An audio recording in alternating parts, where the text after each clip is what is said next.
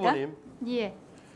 우리가 공영방송이 왜 이렇게 중요하다고 이야기하고 이렇게 초미의 관심이 쏠리느냐 아시는 대로 신문이야 개인적인 기업일 수 있지만 방송은 공공의 재화이기 때문입니다. 따라서 공정성 그리고 공평성, 공신을 딸 수밖에 없고 핵심은 언론의 자유 아니겠어요? 자유이죠. 독립이죠. 그렇습니다. 우리 다 배운 대로 그 자유에는 권력과 자본으로부터의 자유, 독립도 있을 수 있는 거고 또 하나는 우리가 정파로부터의 자유, 심지어는 언론 조직 내의 노동조합이라든지 내부 압력으로부터의 자유도 있는 겁니다. 그래서 편성과 보도의 자유가 지켜지는 거죠. 그 상식처럼 되어 있는데 이 방송법이 제정된 지가 36년이 지났는데도 방송법에는 공영이라는 단어가 한 차례도 안 나와요. 저도 유심히 봤는데 그러니까 방송법이 우리 모든 어떻게 보면 공영방송 체제의 근본 장전일터인데 공영이라는 단어가 한 차례 이 특이한 현상이 유일하게 나오는 것은 공직선거법에 나와요. 공직선거법. TV 토론할 때 공영방송에 맡긴다는. 따라서 이 부분이 제가 보기에는 우리가 아무리 공영방송을 이야기하더라도 지배구조를 이야기하더라도 좀 말이 안 되는 개념이다. 위원장께서 취임을 하시면 위원장 취임하면 이 공영에 대한 법률적 개념부터 학자들하고 상의를 좀 해서 만들어 주시기 바랍니다. 예, 위원님 말씀대로 공영방송 개념이 이 방송법이나 방송통신위원회 법에도 나타나지 않은 개념입니다. 오케이, 자 그렇게 하시고 두 번째는 저 사이버 불링인데 불링. 쩌앙이라고 최근에 1,000만 명 구독자를 보유하고 있다는 먹방 유튜브가 협박과 갈취로 구속됐습니다. 구속됐는데 제 눈길을 끄는 것은 이제 5,500만 원을 쩌양에 대한 사생활을 폭로했던 협박했던 다른 유튜버가 구속됐죠. 구속됐는데 그분의 혐의가 공갈 협박이에요. 그런데 우리가 일반적으로 보면 이렇게 부정적인 허위 사실을 보도하게 되면은 유튜브를 봉사하게 되면 명예훼손이나 모욕죄로 가야 되는 거 아닌가 싶은데 그거 잘 적용이 안 되는 눈치 같고 무엇보다 책임 있는 방통위의 시정 조치도 단순한 시정 공고에 거치고 있어요. 그래서 이것을 취임하시게 되면 보세요. 지금 스토킹 처벌법이 작년 7월부터 시행 중입니다. 여기에 보면 상대방의 정보를 정보통신망을 이용하여 3자에게 제공하거나 배포하는 행위가 스토킹 유형에 포함되어 있어요. 알고 계십니까? 예. 이 부분을 굉장히 확대 어떻게 보면 적극적으로 해석하면 자 개인 방송으로 상대방의 개인 정보를 허위로 비방할 목적으로 유포하게 될 경우에는 이 스토킹 처벌법을 적용해야 돼요. 여기에 대한 규정을 좀 더 정밀하게 만들어주시길 부탁드리고 제재 대상을 넣어야 된단 말이에요. 두 번째는 이 사이버 협박이라는 게 일반 협박과 달리 사회적으로 매장하겠다고 위협하는 거 아니겠어요? 따라서 피해가 광범위하고 미래 회복 가능성이 어렵기 때문에 이것은 사실은 보복이나 허위 비방 콘텐츠를 온라인상에 게재하는 경우에는 징벌적 손해배상을 묻는 그런 법률을 도입해야 돼요. 따라서 어떻게 보면 유튜버 특별법 이런 것도 필요하단 말이에요. 특히나 이 쩌양 같은 경우는 특히 아이들이 엄청나게 본다 그래요. 1,000만 명 이상 유튜브 구독자 가운데 아이들이 많이 보기 때문에 영향력이 크고 여파가 크단 말이에요. 사회적 분위기도 그렇고. 이 부분에서 각별히 후보자가 위원장이 되면 이 부분에 대한 관심을 기울이고 법조문 정비를 해줄 것을 정식으로 요청합니다. 예, 중요한 지적을 해주셔서 신 위원님께 감사드립니다. 저도 최근에 그 쯔양 사태를 보면서 전 남자친구에게 40억을 갈취당했다 빼앗겼다. 특히 이제 이른바 그 사이버 레카라고 불리는 뭐 제가 여기서 실명을 얘기하긴 그렇습니다만 구제 뭐 해서 이런 그 유튜버들이 과거에 대해서 그 협박을 하면서 돈을 뜯어낸 것을 보고 이런 것이 바로 그 OTT 구글 유튜브가 긍정적인 역할도 하지만 이것은 말씀하신 대로 명예훼손 특히 이제 치명적으로 본인의 자부심이라든가 또 삶에 대한 욕구까지도 포기할 수 있는 그런 그 큰 범죄다라고 생각을 하고 있습니다. 말씀하신 방통위의 걸 핵심 업무 중에 하나입니다. 네, 됐고요. 말씀하신 걸 명심하겠습니다. 네. 다음 불법 섭외 문제인데요. 이게 저도 요새 굉장히 받아봤는데 5년간 불법 스팸 신고 현황을 받아보니까 2021년도에는 약 2천만 건이 안 됐는데 2020년, 2004년 올해는 2억 1,100만 건입니다. 올해 6월까지만 해도 그 1인당 4건의 스팸 문자가 받았어요. 그래서 이게 갑자기 왜 늘어났는지 이 부분도 사실은 방통위 업무 영역입니다. 그래서 이해할 수 없는 거다. 이렇게 되면 일상생활을 하는데도 굉장히 피해를 본단 말이에요. 저 같은 경우도 아주 뭐 주식 투자에 대한 걸 하루에 수십 건씩 받는데 그럼 어떻게 되느냐? 자, 불법 스팸을 보내본들 과태료만 보여. 과태료가 얼마냐? 적발된 게 한 300건 지난 올해 말이죠. 올해가 331건이에요.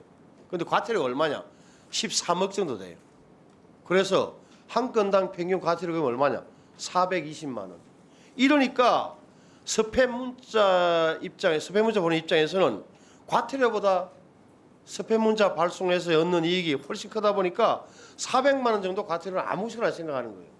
이 부분에 대해서도 국민에게는 엄청난 뭐 지능형 범죄로 연결될 수 있지만 정신적 피해가 적지 않아요. 따라서 이런 범죄에 대해서는 방통위원회에서 경찰 등 관련 기관과 협조해서 획기적으로 줄일 수 있는 방지 대책을 꼭 마련해 주시기를 부탁드립니다. 준비되셨나요? 예, 그렇게 하겠습니다. 최근에 그 문자 중개를 하는 업체들이 있는데 지금까지는 그 업체를 만들 수 있는 그 기준이 굉장히 낮았는데 그걸 대여섯 배로 높였습니다. 그 외에도 말씀하신 대로 불법 스팸 문자 오늘 저도 몇 통을 받았는데 줄일 수 있는 방안을 연구를 하겠습니다. 예, 수고하셨습니다. 정동영 위원님 질의해 주십시오. 네, 이진숙 후보자 후보자와는 MBC에서 함께 일했던 경험이 있습니다. 아끼고 사랑하는 후배 기자였습니다. 그래서 이 자리가 몹시 거북합니다. 이진숙이라는 이름을 세상에 알린 것은 크게 두 차례입니다. 한 번은 바그다드에서 종군 기자로 활약할 때입니다. 그리고 두 번째는 이명박 정부 시절 MBC 후배 기자들을 유배 보내고 노조를 탄압했던 방송 장악의 선봉대가 됐을 때 이름이 널리 알려졌습니다. 이 두 가지 얼굴 그중에 어떤 것이 이진숙의 본질인가 저는 혼란스럽습니다. 후보자는 5.18을 폭도들의 선동에 의해서 일어난 사태라는 글에 대해서 공감을 표시했습니다. 후보자 개인은 장관급 공직자 후보로서 가치관과 세계관, 역사관이 굉장히 중요합니다. 국민이 알 권리가 있습니다. 5.18 광주 민주화 운동을 마음속으로 긍정합니까? 우리나라 법에는 5.18을 민주화를 위한 본인의 생각을 묻습니다. 본인의 가치관을 묻습니다. 제가 그 본인의 마음속을 네. 묻습니다. 정선배라고 답변하십시오. 불렀던 그 정 위원님께 5.18에 말씀을 대해서 드리면 답변하십시오. 건건의 우리나라 민주화를 위해서 건건이 아니고 가치관, 역사관, 중요한 가치관을 우리나라 묻습니다. 민주화를 위해서 역할을 했던 사건이라고. 오늘 우리의 민주주의가 광주 시민의 학살의 피 위에 세워졌다는 것을 인정합니까? 인정합니까? 건건에 대해서 물어보시면 다른 분도 다른 건건이라는 건을 건 답변이 물어보시기 아니에요. 때문에 무성의하고 저는 무책임한 답변이에요. 저는 자, 우리나라 법이 규정한 것을 준수하고 잠깐요. 있습니다. 윤석열 대통령이 헌법 전문에 5.18을 넣어야 한다고 했던 발언 동의합니까? 동의합니다. 동의해요? 작년 5.18 기념사 때 윤석열 대통령은 5.18은 헌법 정신 그 자체다 이렇게 말했습니다. 동의합니까?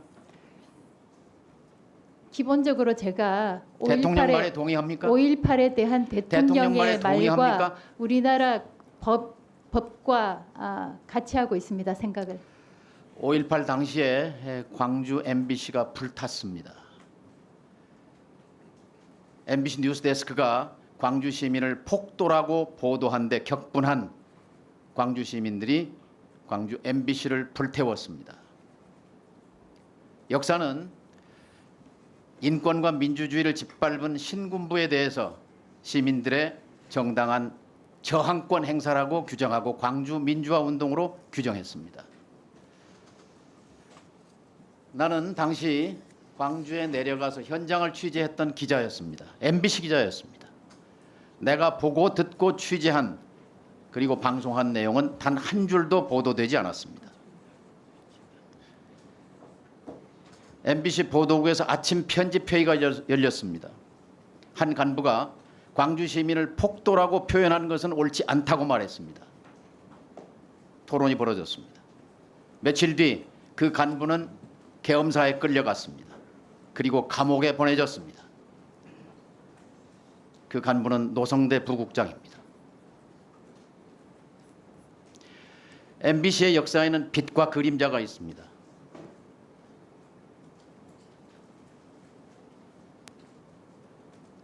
MBC를 빛낸 사람들이 있었고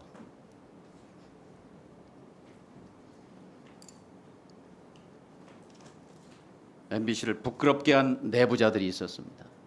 지금 이진숙이라는 이름은 MBC 역사에 부끄러운 사람들 그 맨 꼭대기 위로 올라서고 있는 중입니다. 동의합니까? 동의하지 않습니다. 후보자는 이태원 참사에 대해서 긴 글을 적었습니다. 좌파는 선전선동에 강하다는 제목의 글입니다. 말미에 MBC가 청년들을 이태원으로 불러냈다고 적었습니다. 2년 전에 쓴 글입니다. 윤석열 대통령이 특정 세력에 의해서 유도되고 조작된 사건일 가능성이 있다. 이태원 참사가. 윤 대통령의 이런 발언에 대해서 동의하십니까? 임명권자인 윤석열 대통령의 생각에 대해서. 특정 발언에 대해서 피해가지 제가 마시고 본인의 가치관과 역사관을 얘기하십시오. 아니면 특정 발언에 대해서 이태원 참사 발언하는 희생자들과 것은 유족에게 부적절하다고 생각합니다. 사죄하십시오. 저는 이태원 참사가 기획되었다고 이야기한 적이 한 번도 없습니다. 자, 후보자는 언론의 자유가 무엇이라고 생각합니까?